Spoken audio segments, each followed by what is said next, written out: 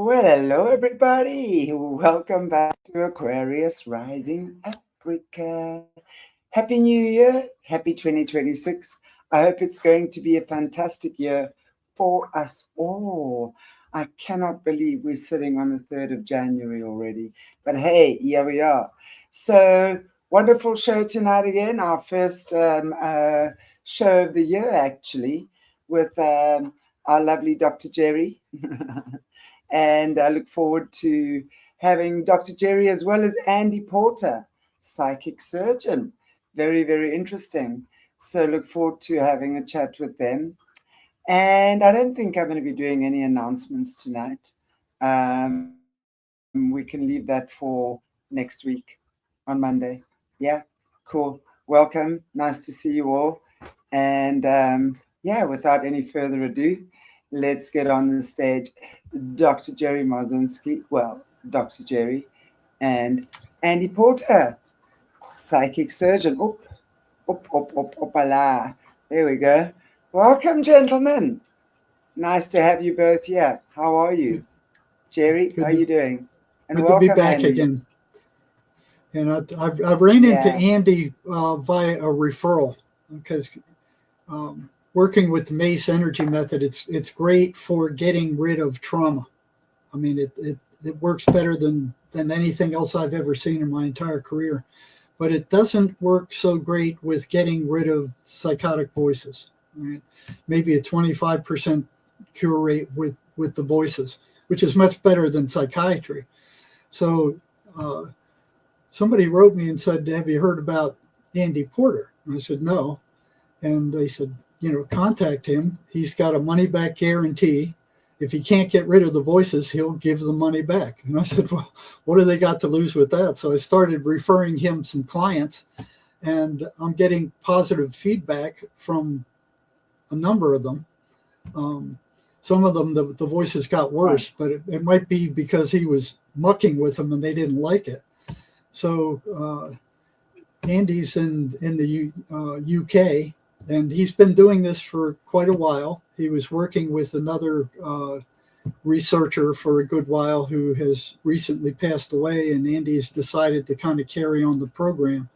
So I wanted to bring him on tonight because there's very few places that work with people who hear voices who give a money back warranty that if they can't get rid of the voices, they will give you the money back. So that's a very unusual situation. And Andy's so confident in what he does that he's willing to do that, and he has done that. And I just kind of wanted to let you guys hear from him today and let him talk about how he got into this and how he works. And apparently he works with another entity. And I can tell you, schizophrenia is not a disease. It's not anything that can be cured by medications. No psychiatrist has ever cured schizophrenia with any of the medications that they've given these people. Same for any mental illness. Psychiatry only treats symptoms. They have no idea what causes schizophrenia. They believe they do. They made up excuse after excuse. First they blame mothers, then they blame genetics. Both of those failed. The geneticist says we don't find any genetic markers for schizophrenia.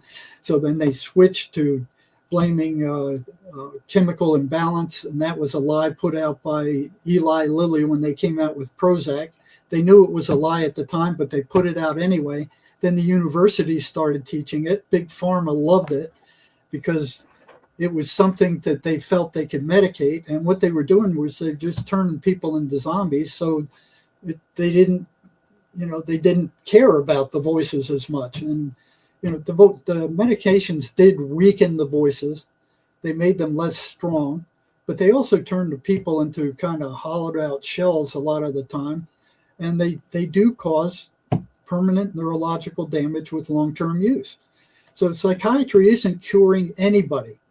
You ask a psychiatrist, have you ever cured anybody? And if they're telling you the truth, they'll tell you no, they haven't.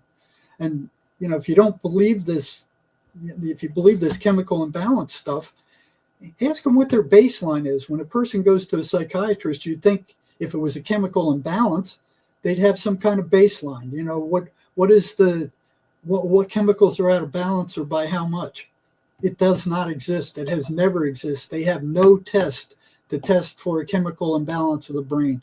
Matter of fact, they don't even know what the chemical balance of the brain should be. They're basically drug dealers for big pharma, who's making $11 billion a year selling antipsychotic drugs that are doing permanent neurological damage to the brains of these people if they're used for a long enough time. So they don't know what causes schizophrenia. I know for positive, from all the years I've been on the front lines working with schizophrenics, these voices are entities. That's what's causing the voices. They're entities.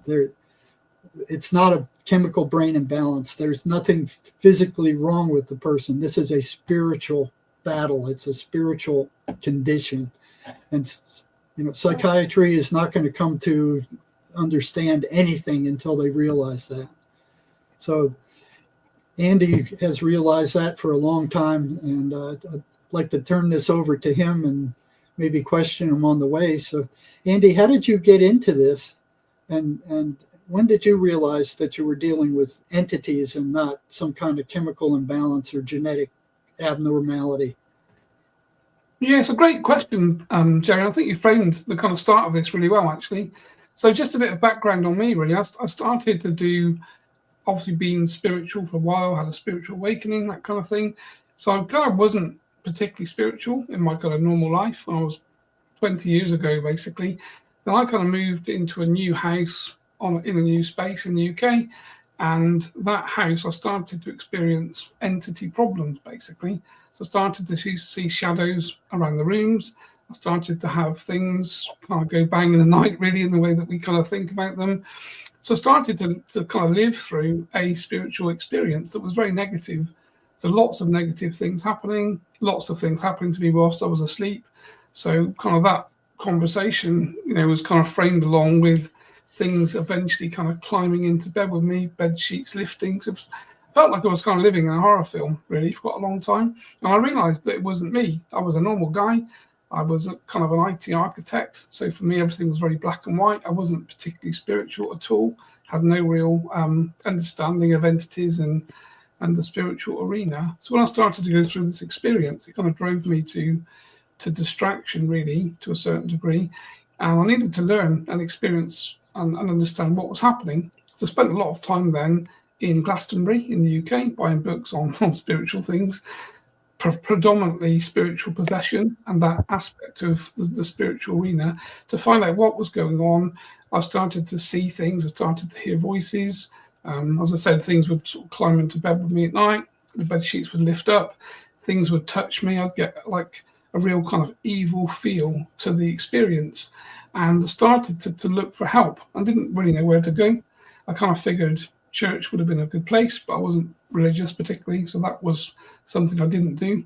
I knew that I couldn't go to see a GP, a medical doctor, because I'd probably be sectioned with the experience I was having. I was sort of left in this no man's land of having no one to really understand or explain what was going on. So eventually I contacted, or my wife to be now Jane, contacted a friend of hers, a lady called Christina. She was a spiritual psychic, and she just laughed and said, oh yeah, he's just got some sort of entity attachment problem. So spiritual energies, discarnate spirits or entities, are basically in his house. We just need to do a house clearing, remove them, clear the space, and he'll be fine. So that's what she did. So paid for a session, never met the lady. She remotely connected, cleared my house. Everything felt great for a very short time. And then everything started again, but worse, basically. So that kind of pushed me into understanding what was going on. And I started to have this very deep interest, really, in spirituality, but along the lines of what are these entities? Why can't we see them?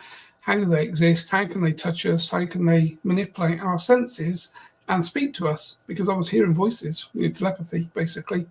And she explained all of this to me and said, look, you're just spiritual, you're a medium, you're kind of telepathic, you don't know you are. I mean, everyone is, of course, as we all know. But effectively, you know, you need to control it. You need to learn to protect yourself, and you need to push these energies and these entities back, basically. So that was easily said. not so easily done, of course. So I spent the next 2 years going to meditation groups, reading book after book after book about spiritual protection, psychic protection, entity attachments, different species of alien entity that can kind of come into our space. So I became quite knowledgeable about that whole area because of my pretty traumatic experience, really. And that then led me down the route of healing. So I started to do crystal healing courses, Reiki courses. And at the end of my Reiki 3 master course, I basically was talking to the lady, and she said, you're now certified as a kind of Reiki master. We did lots of hands-on practice with people, and I started to notice that when I put my hands on people, I would lose consciousness, and I wouldn't know where I was, and I just feel something coming in to my energy field. And she explained that there was this short Chinese man called Chen, basically. He was a Chinese kind of doctor, effectively, and he explained to her that he was a spiritual guide of mine, and I would be working with him for the rest of my life, performing what he termed as psychic surgery, which I'd never heard of. I had no idea what he was talking about, really. So, of course, as time went by, I started to basically speak to him, connect to him in meditations, and then I could hear him all of the time, obviously with telepathy as a sort of spiritual medium. And then we started to perform psychic surgery on clients. So people would come to see me in a kind of, we had a small shed in the garden of the house we lived in. I'd put my hands on them. Basically, Chen would take over me completely in full trance, and he'd speak to the client and he'd tell them what he was going to do. And Andy, how did you feel when this entity told you, hey, we're going to be working together? I didn't believe any of it. What were you thinking? I didn't really believe any of it, to be honest. I was new to the field, so I just kind of laughed and agreed. I'd never heard of psychic surgery. I did some research on psychic surgery and saw the kind of Brazilian version where they take a rusty scalpel and kind of cut people and throw blood around the room. And I thought, obviously, I won't be doing that because that's obviously not what we do in the UK. I'd probably be in a very small box if I do that. So I kind of knew that I wouldn't be doing that. And he kind of explained that the modern version of psychic surgery is clearing people's etheric field. So he would perform a surgical operation on someone's etheric field, clear out negativity, negative attachments, that kind of thing. And then what he changed and removed would then vibrate back into the physical body, probably over about a week. We started to work on people that had tumors, all sorts of other things. I worked on people with eye problems, all sorts of things, really. But what I started to notice was, Jerry, started to have people that were schizophrenic that came to me, so people that were hearing voices. And I didn't know anything about schizophrenia. I didn't really know anything about that whole world, really, to a certain degree. So I would just literally speak to them, put my hands on them in kind of full trance. And then Chen started to talk to these entities. So he would laugh and he would say, I know who you are. We've met before, in previous lifetimes, etc. I know what you're about, and you have a choice to basically leave this person from your elected free will, or we will remove you forcibly from their field. So, as you can imagine, this became spiritual warfare, basically. So Chen would basically tussle with these entities, and eventually they would either leave or he would clear and remove them. Well, what was that like for you to kind of watch that happen? Did you hear them fight, or I mean, I know they're not going to leave voluntarily. They will stay there and hang on until they're, ripped out of there. Well, there were two things really, Jerry. So one thing, some people hearing voices had discarnate spirits with them, so earthbounds, so people like us that have been human, that have died. So sometimes it was earthbounds that were connected to them, and they were very easy to talk to. Yeah. And you just say, look, you realize that you're causing this person terrible trauma, and they're hearing you. You can hear your voices. They're hearing voices, schizophrenic, and you need to leave. And generally, they would agree that they couldn't leave. If for whatever reason they'd been connected to that person, they kind of impregnated them into that person's etheric field, and they were stuck. They weren't able to leave of their own choice. So Chen would basically facilitate a disconnection of that attachment, and as soon as they left, the voices would literally stop immediately. Yeah. And those guys were a lot easier to get rid of than the demonic. Yeah. They're basically lost and stuck. Yeah, they're very easy. And like I said, they want to go. They actually want to leave, but they generally can't leave. So that was the one group of people. I remember one I was talking to when I was working in the psychology of the state prison, and it was one guy who was hearing voices, and I was talking to his voice, and I said, how did you come to be in this person?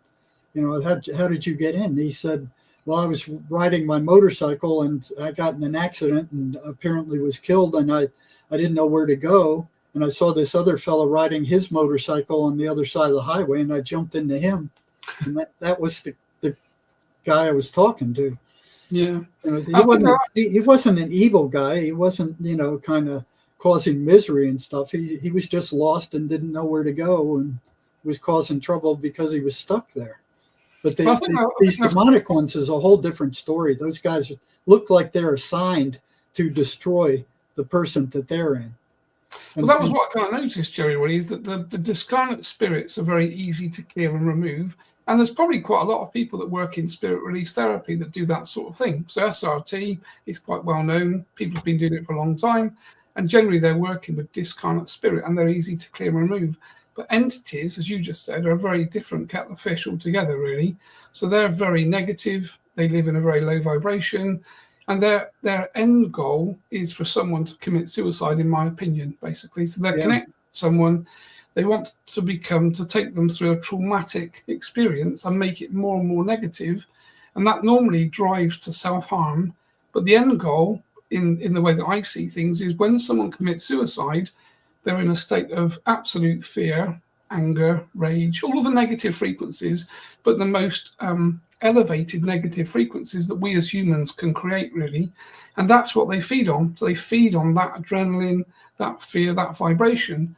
So it kind of is pretty obvious to understand, if you understand this conversation, that those sorts of entities are going to always be driving people to suicide as their end goal, really. And I've had a number of people ask me, it's like, okay, if they're parasites, if they're feeding off these people's negative emotion and they kill the person, or they have the person kill themselves, why would they kill their host? And I didn't have an answer to that until one day somebody wrote me and said, listen, look what happens when somebody suicides. The whole family goes down with them. The parents are going, well, we should have done something better, or we should have known, or it's our fault. And the whole family then starts generating this negative emotional energy. And then they keep kicking that up. So, they're being fed both ways. And of course, they then move on to the next person because they're parasites. But once they've effectively killed the host, they just move to another one. And there's no end of humans that are, in negative places emotionally, with trauma, pain, substance abuse, all those sorts of things. So there's lots of food, effectively, if we see it that way. Well, I've talked to a number of them, and they said they were assigned to destroy that particular person.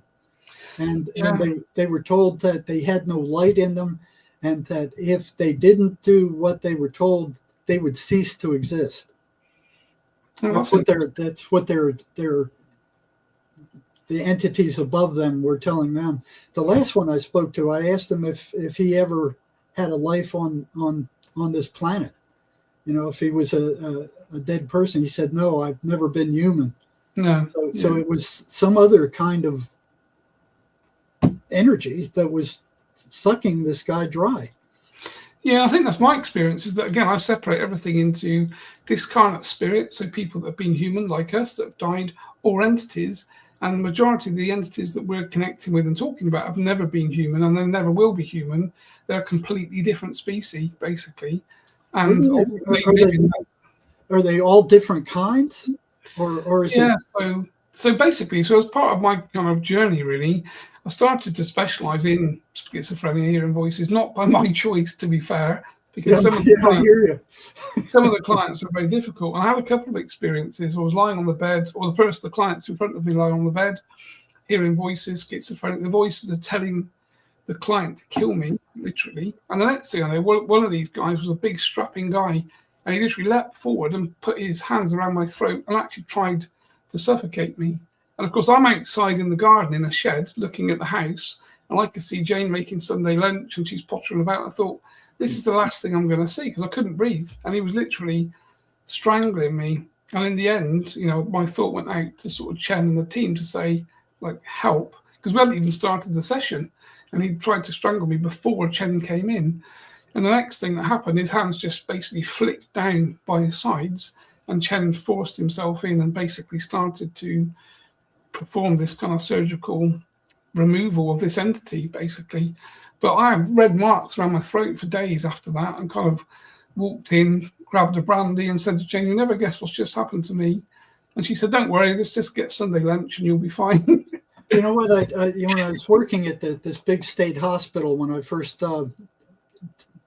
graduated from graduate school, and I noticed that psychiatrists were being attacked by schizophrenic patients at a rate much higher than anybody else in that hospital, except for attendant staffs that were there with these schizophrenics 24 hours a day. I mean, they weren't attacking regular doctors. They weren't attacking dentists. They weren't attacking physician assistants. They weren't attacking psychiatric nurses. They were attacking psychiatrists.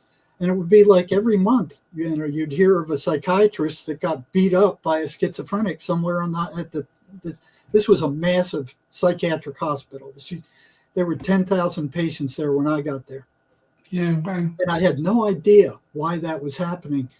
7 years after I started working there, one gal told me that the voices were telling her that the psychiatrist was poisoning her. That's why she went off her meds, and that the psychiatrists were trying to kill her with the medicines, and the voices pointed to the nasty side effects of those medications as proof that she was being poisoned. And right then, as soon as she told me that, I went, well, that must be what's happening with the attacks on all these other psychiatrists. Because I felt that psychiatrists were always a little bit afraid of schizophrenics. Because there at the state hospital, there was an unwritten rule that you don't do anything to upset a schizophrenic that you don't have to do. And if they found you doing that, they would get on you.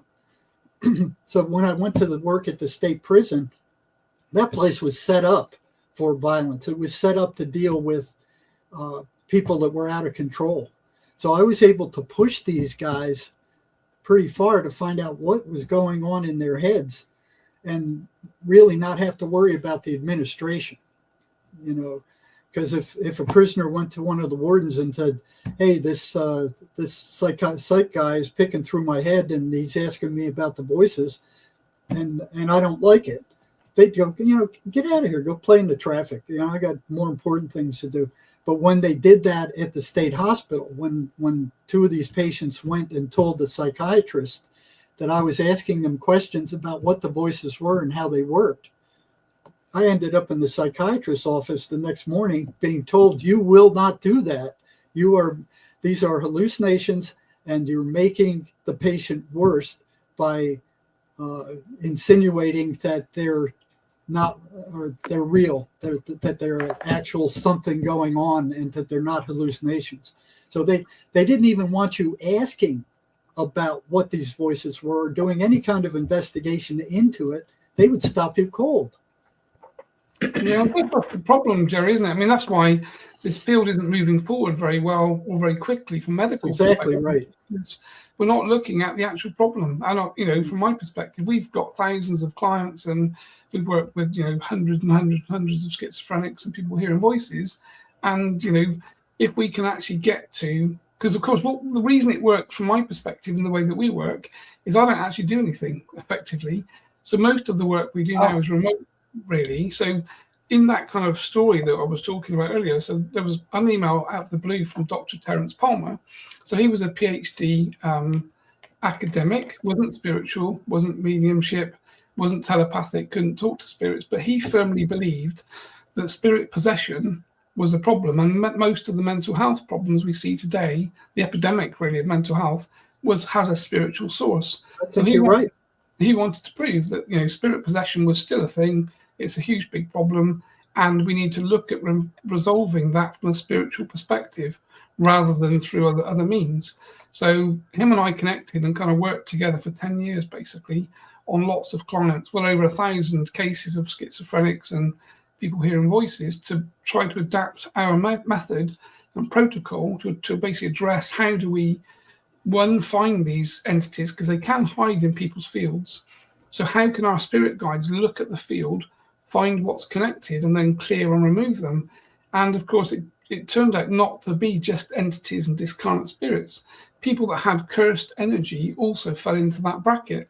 So if someone's been cursed, they have a negative stream of energy kind of coming into their field, and these entities hook onto that energy, that cursed energy, link into it, amplify it, and obviously make things worse for that person. So we started to realize there were a whole host of problems really that we needed to look to resolve, rather than just disconnecting a discarnate spirit or an earthbound or an entity attachment. Now, on those resolutions, every time you get a resolution, are you keeping the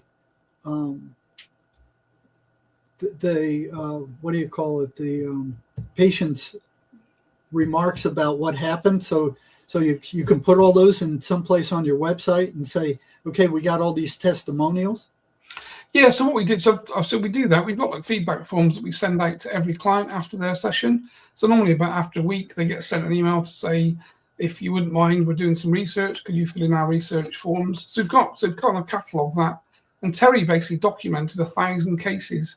So we actually printed out and had 1,000 documented cases of client kind of feedback, really. Where are you putting that on the internet, on your website, though? Yeah, so basically, so then obviously Terry passed away with COVID in 2021. So that information we've put into kind of, like a statistical analysis format. So at that point, myself and a guy called John Webster basically co-founded our organization called Spirit Release Academy. So it's separate to what I do. So SRA, spiritreleaseacademy.com is the website you can go to. So that's where we actually teach practitioners to do this work.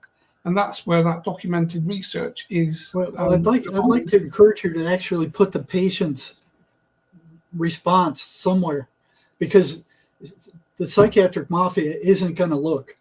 You know, they're going to just go, oh, these statistics are a bunch of bunk. They say, oh, they're not peer reviewed, and they make up all these excuses why it was bunk. But if you put the actual client's responses somewhere where they can read them, people will feel the truth of that, rather than just reading cold statistics, because they're going to blow both of us off. They're going to say, you guys are nutters, you know. Okay. I've already been there. They've already diagnosed me. Andy, I would really like to know what psychic surgery is, please. If you can just take us there. Yeah, we hear, you speak about it, but if you could just maybe take the viewers through what that whole process actually is. If you could maybe speak to us on that for a while. Yeah, perfect, Chantelle. So really, psychic surgery really is spiritual surgery performed by spiritual discarnate spirits, our spirit guides, if you like, on someone's etheric field. So we kind of know that we have our 3D human body that we can see, we can pinch and talk to, but there's also lots of different frequencies other than just our 3D physical body. And the closest one to that is called the etheric field. So there's an etheric field that is a complete blueprint mirror of our physical body. And anything that happens in that etheric field vibrates back into the physical. So if you have like a cancerous tumor, that will start in your etheric and kind of basically manifest itself into the physical. So we start to think about that kind of terminology. That would point to the fact that anything that we need to clear and remove, and the traumas and things that Jerry talks about, all of that is baked into that etheric field. So everything that we've experienced, every emotion, positive or negative. It's in your DNA. It's in your DNA. It's completely in the DNA, for sure, yeah. Yeah, basically. So the etheric field is the place to work. So what Chen, my spirit guide, explained to me years and years ago is psychic surgery is surgery performed by a spiritual team, basically, on the etheric field, and they will find these negative intrusions, negative attachments, entity attachments, cursed energy coming in, so streams of negative energy coming in. When they look at the etheric field, they can see all of these things, and then they can work to clear all of the negative vibratory frequencies, if you like, in that field. And then we feel that in our emotional body, in our physical body. So anything that they're doing is cleared. So the way he explains it to me is we have sort of surgeons that perform physical operations. So we know that if we go to have a physical operation, the first thing we get is anesthetic. And that anesthetic disconnects the spiritual part of us from the physical, which is why we feel no pain. So effectively, we're kind of poisoned to the point that the spiritual body kind of leaves the physical slightly, and therefore the surgeons can operate, do things physically. We don't feel pain. And then when they give us the antidote to the poison, anesthetic, we call it, of course, then the spiritual body slams back into the physical. And then, of course, we come back around. So that's how Chen sort of explains that to me from a physical perspective. And they do the same. So when I perform psychic surgery, if I put my hands on you, first thing you feel is, well, some people don't feel anything particularly, but most people feel like a cold liquid that runs down the back of their neck as the surgeons give you a spiritual anesthetic to kind of deaden the etheric field. So the people lying on the couch tell me they can't feel their hands, they can't feel their legs. They can still feel their body, but if you kind of shouted fire, they couldn't jump off the couch and run out the door, basically, because they've had a surgical anesthetic. And then once that surgical anesthetic has taken place, Chen would be stood in talking to them. I'm in full trance at that point. My hands are on the stomach. So he doesn't move his hands from the person's stomach at all. And then he basically starts to pull negative energy out of the field, and people can feel things leaving their stomach. Some people feel things wriggling around inside them. So that would be like entity attachments that are being located and pulled out through the etheric field. Other people feel things moving, feel heat. So there's lots of different kind of feedback, but most people feel very calm, very peaceful, but can definitely feel things happening. And then, of course, when the session ends, effectively that spiritual anesthetic is removed, and that person can then feel their hands, their legs.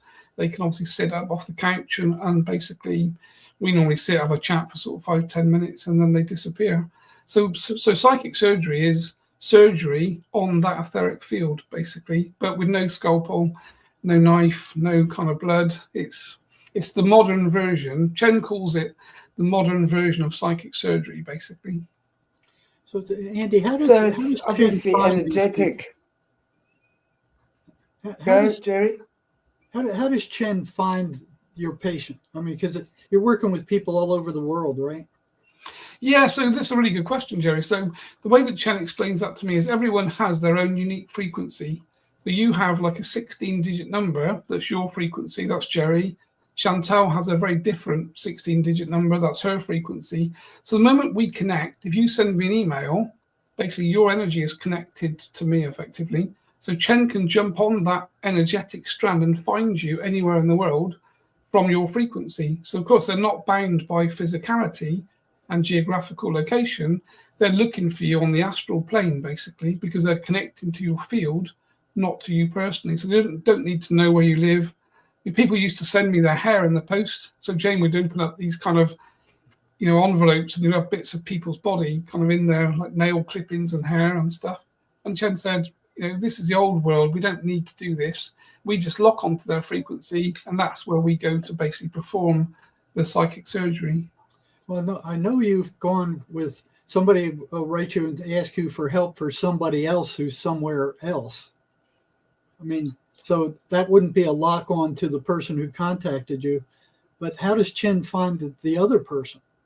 So again, the same way, it's almost like an energetic strand. So the person that's booking the appointment, if they're booking for, say, their son or daughter, and obviously that person hasn't contacted us, Chen just basically goes straight to the link.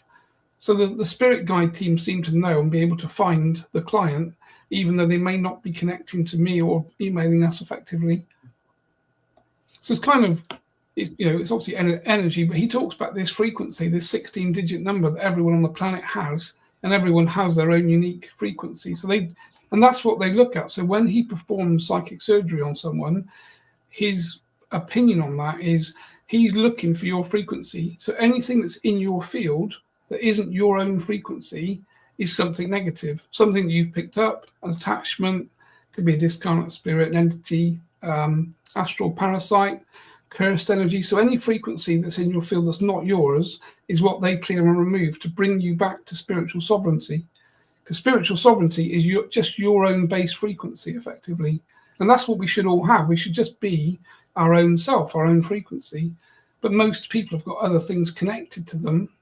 And of course, that breaks the spiritual sovereignty and means that you've got other energies connecting to your field effectively.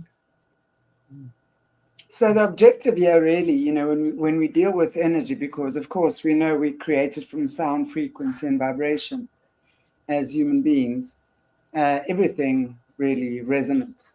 So obviously when people have, oftentimes, you know, when we're dealing with, I deal a lot with people that have come out of SRA. This channel is basically, you know, most of it is talking to survivors of SRA, which of course we know go through the most horrific torture and ancestral curses and all sorts of, all the things that you speak about, right?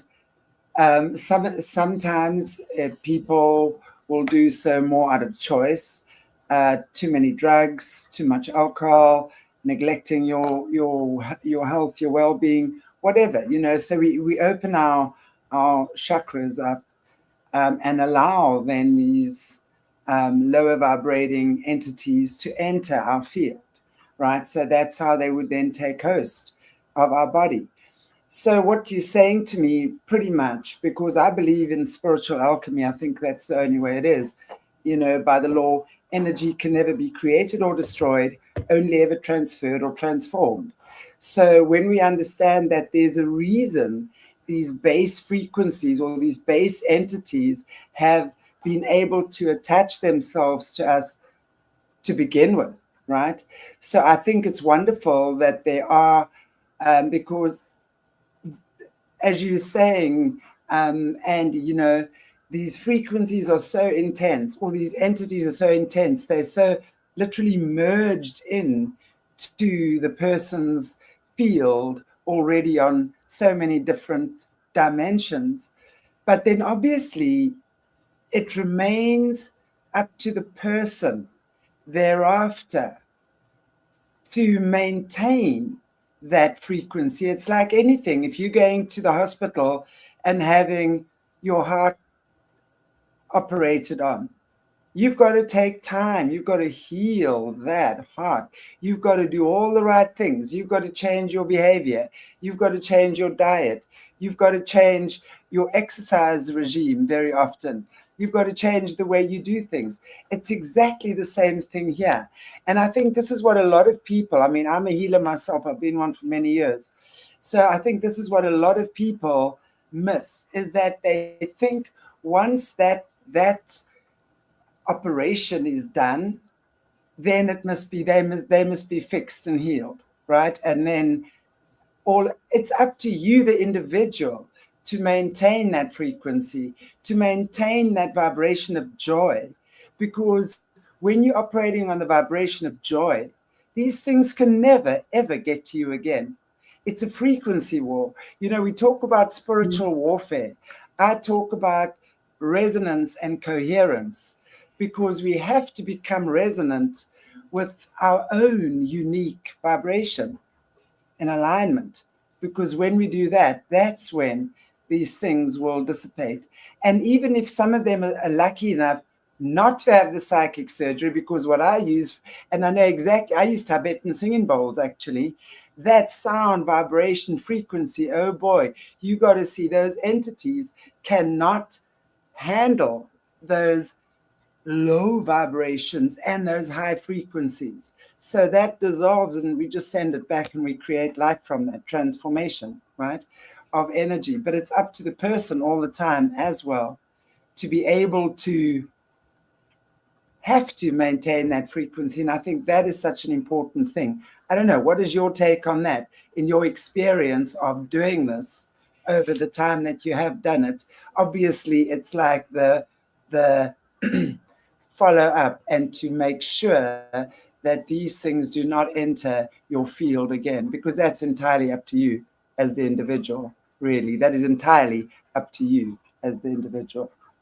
I think, Chantelle, you framed it so well. I mean, I've been doing this 20 years, and that's where I am. You know, I do a meditation every morning to clear myself, to check my sovereignty. to make sure there isn't anything negative connected to me. So holding that high frequency. And if you can move yourself into that high frequency band that you talked about, we hold our energy there on a daily basis, and negative things cannot attach to us because they're vibrating at this very low frequency. And Chen used to show me a picture. You remember when we were children, you had those roundabouts that you used to sort of put your friends on, and you start to spin the roundabout, and they go round and faster. And eventually they'd be going so fast that you couldn't jump on, and the people on them couldn't jump off. And Chen said, this is basically where we are. When your frequency is so high, these negative things can't attach to you. They can try, but they can't. And that's why the frequency of sound is so important, because as you just said, with singing bowls and, you know, the bass frequencies of our music has been altered away from the way it should be for pure sound, because of course pure sound stops these things connecting to us. So when I used to have a lot of entity problems back in the day, I used to go to bed at night and put classical music on outside my bedroom door to keep these things back, because I would see them come up the stairs, because I could see these entities with people, literally like hitchhikers on their back. So I'd see somebody walk through the room, and I kind of see an entity with them, and they'd pop up from behind, and they'd show themselves to me. And I used to be quite frightened, of course, of that. But I started to just laugh and think, okay, I can see you. You can see me, but, you know, so I started to put things like sea salt around the house. So I sprinkled sea salt around our house, and I realized that these things can't move very easily when we have high frequency energy. So classical music, sea salt, and I used to be able to trap them in a corner. So they'd come in the doors, or they'd come into the space, and I'd see them walk up the stairs. And then there'd be a big line of sea salt which they couldn't cross, and they walk around the outside. And then I'd have a room with lights on, so it was very bright, and classical music playing. So I started to realise that they're really actually held. Again, there's certain things we can do to push them back from a protection perspective. All of the things that we kind of talk about. So again, if you look at religion, it talks about, you know, holy water on demonic entities, that kind of thing. So water that's been prayed over has a different vibration that they don't like. So I started to realize that there's a whole host of things that we can do, but everything is frequency, basically. And as you said, and I think this kind of comes back to Jerry's conversation earlier, for the clients that this doesn't work very well on, they're generally the ones that don't hold their frequency up after a clearing, and they go back to doing substance and alcohol, drugs and things. And of course, it brings their frequency down, perforates their field, and then these attachments can come back in basically and reconnect to them. Exactly.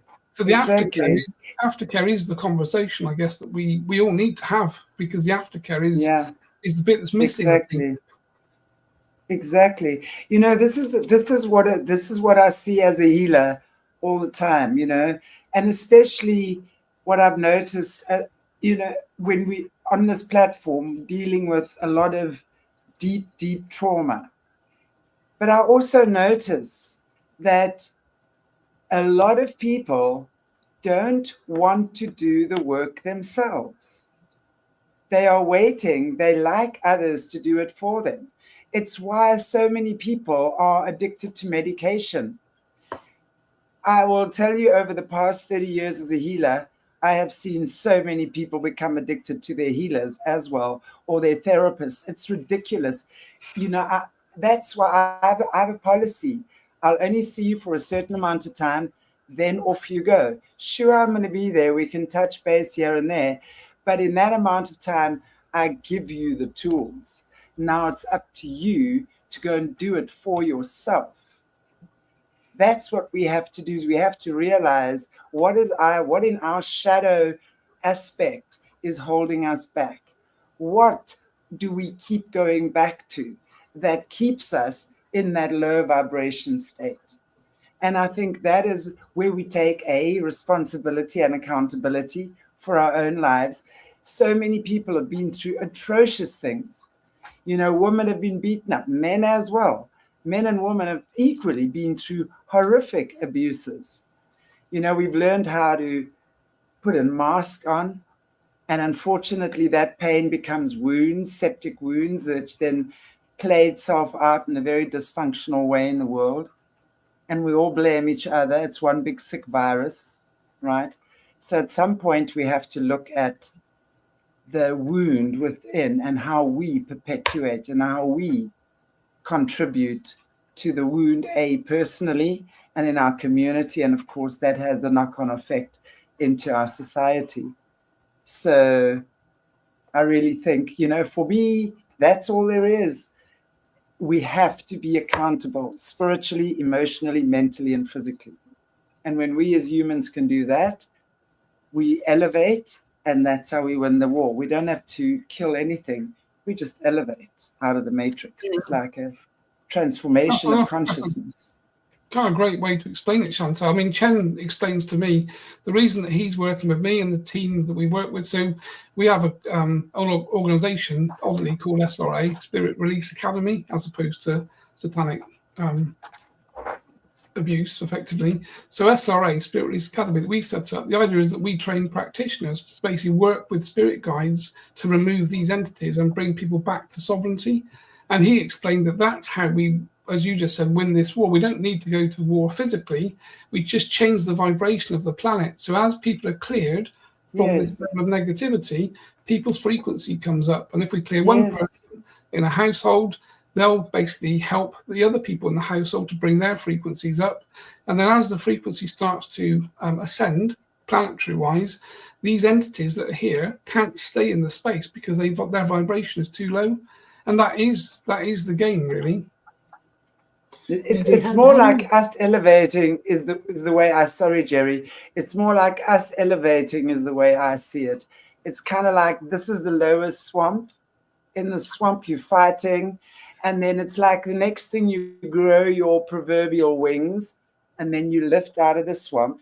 And no matter what shark or crocodile or whatever's in the swamp, once you're above there, it can't touch you. But you got to learn to lift yourself out of there. And that's through frequency and vibration. Sorry, Jerry. I think that's why things like satanic ritual abuse, exists, because if we work along with the concept that the planet is run by these negative entities in our finance, our cultural environments, they're connected to religion, they're connected to finance, they're connected to politics. So my belief is they run everything from behind the scenes, basically. And this is why children are traumatized. So children born into families are exposed to satanic ritual abuse because, of course, that creates fragmented personality, disconnects them consciously from source, takes them into a place of low vibration, negativity, rage, anger, all of those things. Of course, that holds this frequency down. Whereas if we actually address the children and protect our children, then that starts to change things dramatically. And I think that's my kind of agenda, really, is that we're here to try to help everyone, but we're very focused on bringing this awareness out to the general public that it's the children we need to protect and look after from these parasitic entities that are here running everything from behind the scenes, basically. And the child traffickers, they have to go after them and knock them out. They need to be locked up. Now, Andy, you said you run a school where you have students, and do each of those students get a chin? I mean, how did they get? You say you have chin go out and do the work. How is there some place where you get these spirits to come to the student and you're assigned to this one, and how does that work? So it's a great question, Jerry. So basically, with Spirit Release Academy, we work in teams of 3, basically. So we have students that apply to join are either what we call facilitators or mediums. So if we go back to where I was working with Terry, I was the medium, spiritual medium. Terry was a facilitator, so he couldn't talk to spirit. So we worked through the protocol that Terry and I developed, and Spirit Release Academy has modified it and changed it, along with Jono, my co-founder. So we have basically students that join. We basically run courses and match. So in every kind of class, effectively, there'll be, say, 5 or 6 mediums, maybe 7 or 8 facilitators, and they work together in teams. But the mediums obviously have their own spirit guides already. So these are professional mediums that already can talk to spirit guides. They've already got a spirit guide team. Some of them would be stage mediums. So they already work professionally as fully fledged, independent professional mediums. So they join us. And then when they join us, Chen and the team behind the scenes basically educate and teach the guides to do this work. So the spiritual medium they obviously go through the training process that we take them through on the physical, but the spirit guides are also being taught how to identify these entities and how to clear the fields, remove curses, parasites, and obviously bring people back to sovereignty. So effectively behind the scenes, there's this huge, big spiritual team that's growing that Chen and Jono's guide is called Whitehawk are basically building. And there's a lot of different entities in there that have never been human that are being attracted to work with us to help to clear this kind of negative layer that's on this planet, basically. So spiritreleaseacademy.com, if you head over to the website, you can kind of see a lot of information there. We've got a YouTube channel, Facebook page, TikTok page, all the normal social media things. But what we're looking for is obviously to find practitioners that feel the call to do this work. And then we're building these teams. At the moment, there's about 100 practitioners across the world that we've kind of put together in effectively 2 years, really. They're kind of doing this for clients. They're certified by us. They're working with our protocol. And obviously, they've got their guides behind the scenes. So that's kind of the configuration that we're working with. Now, that's interesting because MACE only has about 100 practitioners throughout the world right now also, and growing. So it's interesting that we're both at the same number level or thereabout. Yeah, and I think, like you say, if we can connect the two modalities, because lots of people have said to us, lots of other healing modalities step back when the client is schizophrenic, hearing voices, suicidal. Lots of practitioners don't want to work with those people. They get left, really. And lots of psychiatrists don't really want to work with the extreme ones either. So, of course, that leaves this big hole where there isn't really people or modalities that will pick up and work with these people that are having these extreme problems. And effectively, that's kind of where we've placed ourselves, basically, is to step forward when everyone else steps back, basically. Yeah, and that's kind of what we're finding with MACE also, because the original founders are saying, hey, all of their problems are due to a negative identity, which is like mental programming. And, coming from where I have after close to 45, 50 years working with schizophrenics, there's no doubt in my mind that those voices are entities. They are not something that's programmed in their mind. They feed off of that negative programming, but they're individual personalities. I mean, I've spoken to a bunch of them. When I saw that they started running patterns, and that's another thing that psychiatry is completely ignoring. I've got a list of patterns on my website that these entities repeat over and over and over and over again. Yet psychiatry and the psychiatric mafia insist that these things are not entities, that they're due to a chemical imbalance in the brain, and they won't even look at that list. They won't even see it. They're so far gone, and on top of that, they're making billions of dollars every year selling these toxic drugs. So they're not about to change. They've got $11 billion worth of antipsychotic drugs that they're pawning on people, where they're basically poisoning these people. You look at those side effects; they're side effects of being poisoned. And you talk to these people who are taking these drugs, and they're like hollowed out. They feel like shells of who they really are. They're drugged. They're like zombies. So it's like, yeah, the voices don't bother them as much, but they're not who they were either. They're drugged up. And nobody's being cured. Nobody's being cured by any depressants. Nobody's being cured by any psychotic drugs. So these guys are often left field, and they're calling us the nutters. And that's the funny thing, Jerry, isn't it? We kind of laugh at them in the same way they laugh at us and think, well, we do this every day. We see the results, from our perspective. Our appointments are like 1 hour. So my understanding or my kind of thought process on it is eventually, you would think, wouldn't you, the big American insurance companies that are paying out huge amounts of money would look at the sorts of modalities that we have and think, well, we'll try that first. If that doesn't work, then maybe we need to medicate the patient/client. But if you can do a 1 hour session of our psychic surgery clearing, and stop the voices and bring them back to sovereignty, and then align them with your MACE process, the saving for the insurance companies would be colossal. It would be horrendous.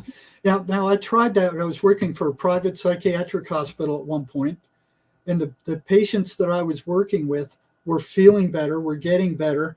The voices were weakened and sometimes gone. And my supervisor saw that, and the psychiatrist saw that. But I got fed up with the politics there, and I left. And I said, they wanted me to come back. I said, no, I'm not coming back. But what I will do, I'll teach your chief therapist what I know and how to do this. And they said, okay, we'll do that. You need to go through the process to become a volunteer to do that. And I said, okay, I'll go through this process. And it was just as bad as being hired. When we got to the point where I was ready to start teaching, the psychiatrist goes, no, we need to go through risk management and get their approval. Of course, risk management took a look at it, and they're going, these guys are nutters. We're not going to do anything that puts the hospital at risk. So why even try it? And they just killed it. And people were getting better, and they saw it. It didn't matter to them. Yeah, I think that's the thing though, Jerry, isn't it? Again, it depends upon the intention of what you're trying to do, really. The way that we work, the way that you work, and Chantelle, we're all trying to help people because we've been through problems ourselves. And I've had some pretty horrendous entity problems. And I kind of look back now and think the reason they probably tried to take me out of the game 20 years ago is because of what I'm doing now for the last 20 years. So because I actually got to the point, things were so bad in my kind of experience, really, I actually drove at a wall. Because I wanted, I couldn't cope with the voices, the bedroom stuff. I was getting no sleep. Things were climbing into bed with me and touching me in places that you don't really want to be touched in the middle of the night. And I couldn't tell anyone really. And my friends just used to laugh, say, you're lucky. I thought, no, it's not luck. We're dealing with evil, very negative entities, basically. So I kind of, went for a drive one day and kind of drove at a wall. And there was a bend at the bottom. And I kind of basically went around the bend, but I didn't have my hands on the steering wheel. And I know that was some sort of intervention. And when I kind of continued along the road, I didn't know what would happen. And I was expecting to pass, obviously. And I kind of sat on a beach for a whole weekend, just throwing stones in the sea, just wondering what is going on. And it kind of dawned on me. And that's why I became so aggressively annoyed with these entities. I thought, you've basically ruined my life. You've ruined everything that I had. And I'm going to find out what's going on. And when I do, I'm never going to stop, basically. And that was my kind of dictate. And that was when Chen appeared. And I thought, right, this is real.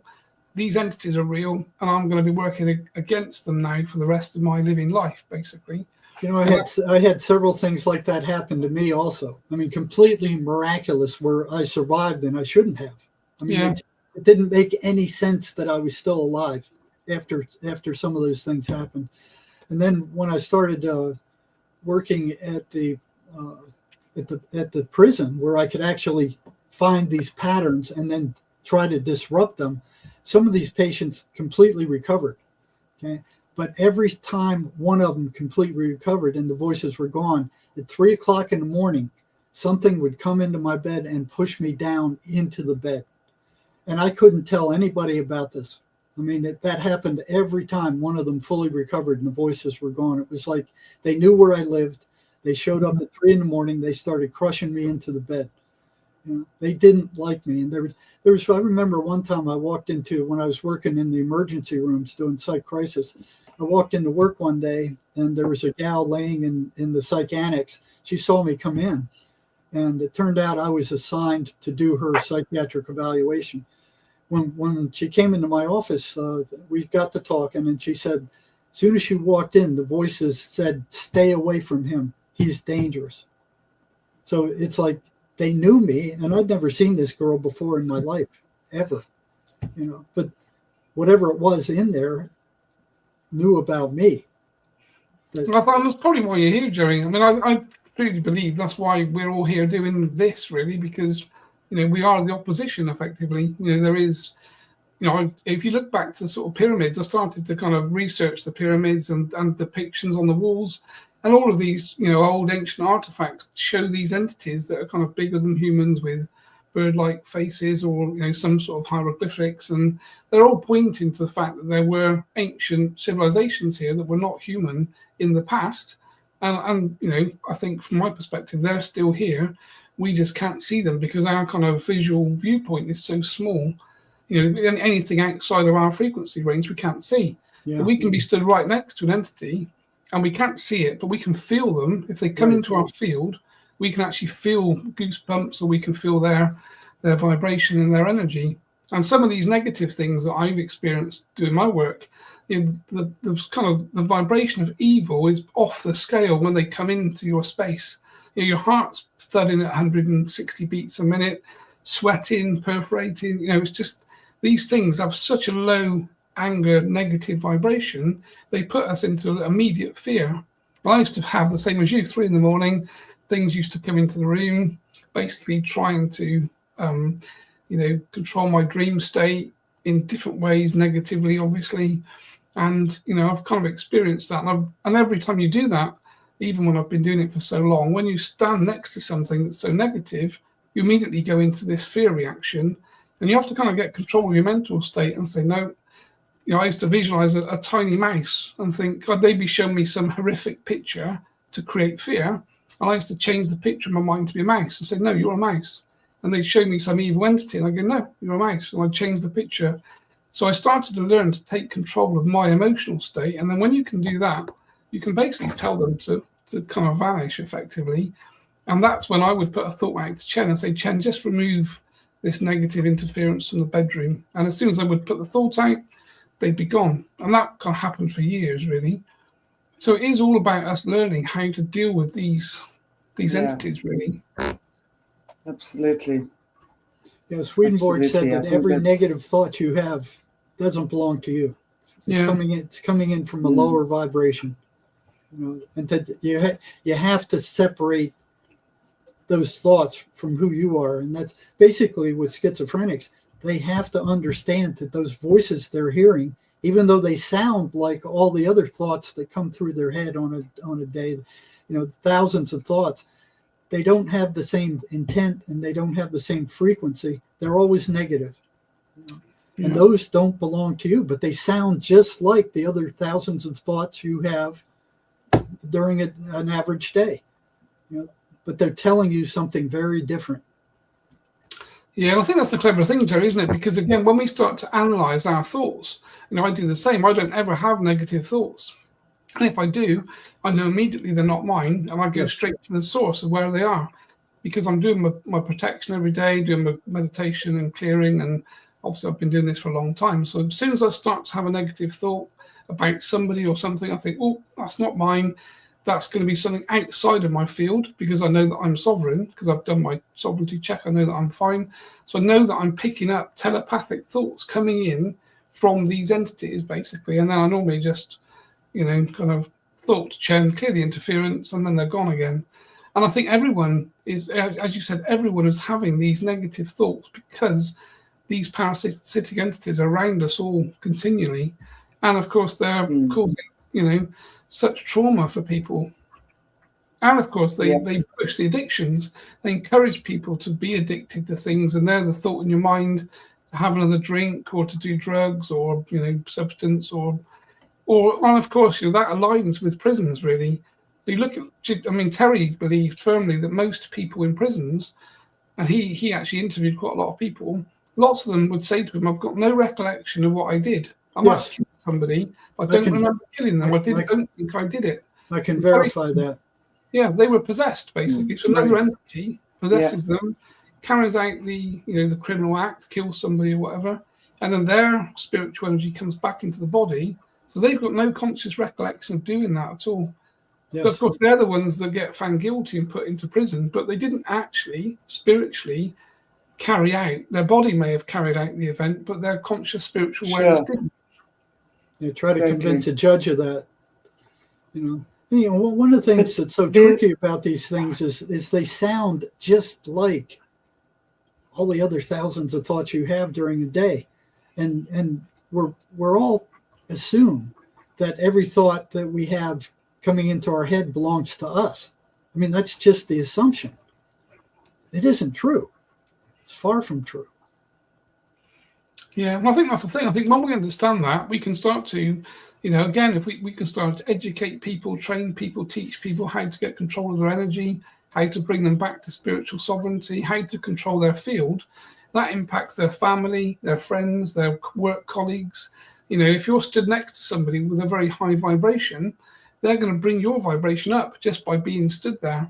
And Chen used to say to me, because when we started to do this like 20 years ago, he said, we're gonna work to change the planet. And of course, I just laughed and thought, how are we going to do that? There's millions and millions of people here. And he said, we do it one by one. So we clear one person. He said, then every time they walk somewhere, people that walk in their footprints receive a higher vibration because we leave our frequency of vibration where we stand.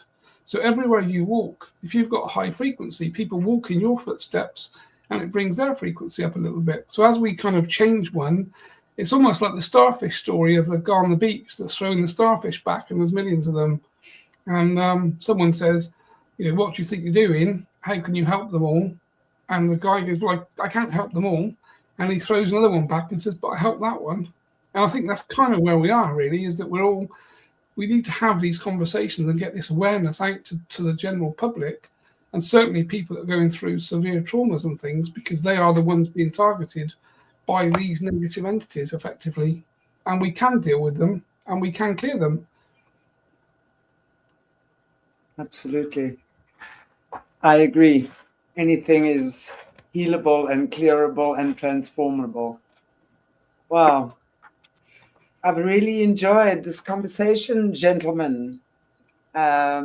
Super interesting. And Andy, thank you so much for sharing your knowledge with us. Very, very interesting what you do.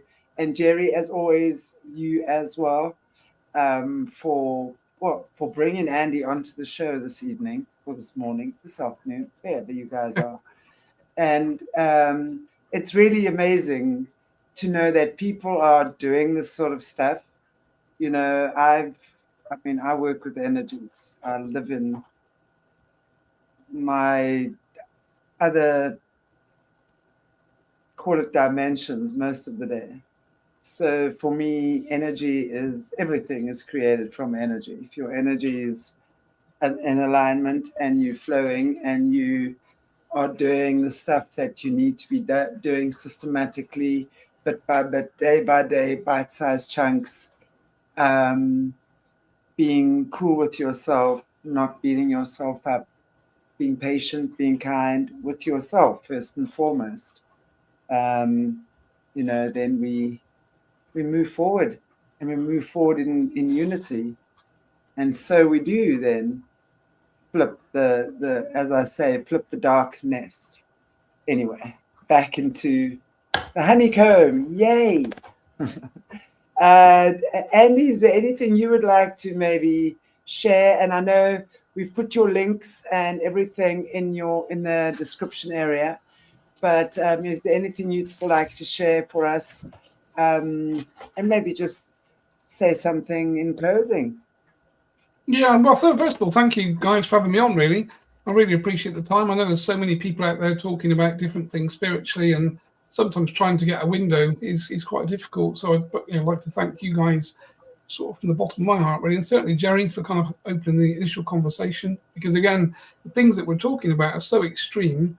Lots of people think it's a kind of, kind of an untrue conversation, whereas because we've all been doing this for so long, it's more a case of trying to find, an avenue to get the word out to help people, really, which is what we're all about.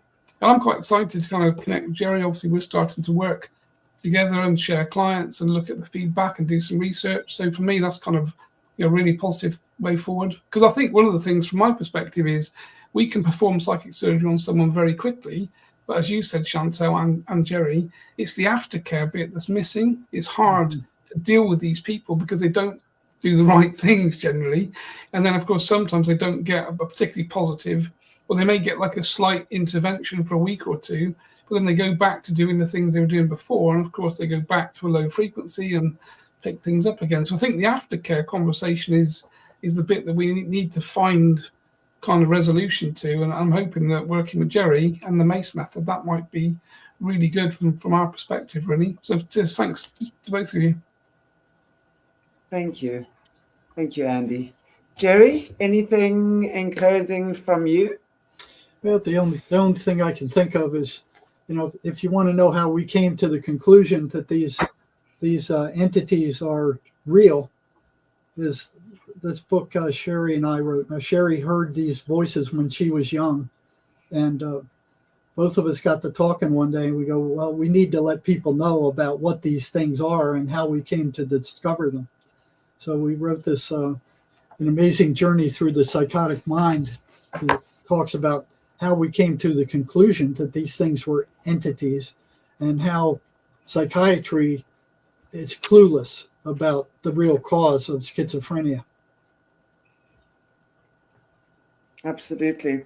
Well, we've mentioned before on the show, and Andy, it might be of interest to you as well, just while we're on the topic. A